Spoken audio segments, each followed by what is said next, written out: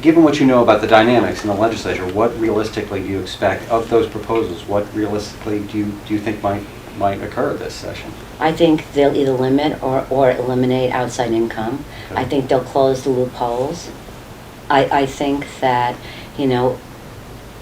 I think my colleagues are aware that New Yorkers are fed up, sick of it, and honestly, I don't want to be painted with that brush of, New York Post.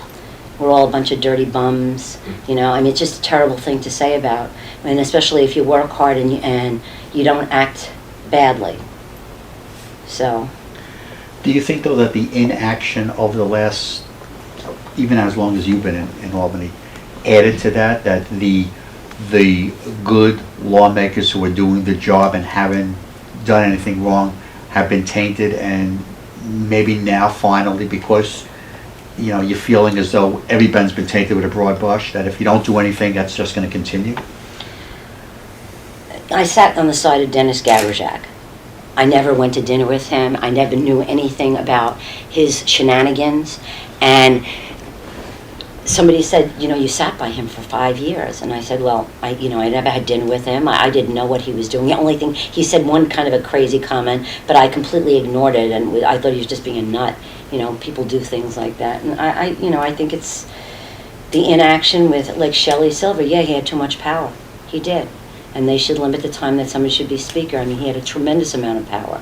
When you're fighting for your district, to let one person out of 150 people have that much power and not, at least as we move forward, I don't think that should happen, and I don't think they should stay for 20 years in the same thing. Joe Bruno, Skelos, and then I guess as an upstater, what's upsetting is we never have a chance.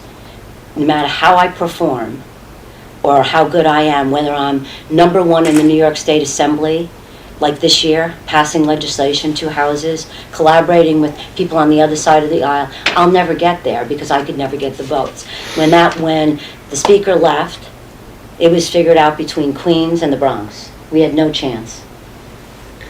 But And a woman, Kathy Nolan, brilliant. And I like Carl, don't get me wrong. But Kathy Nolan, brilliant woman, she's the chair of education, but we've never had a woman speaker.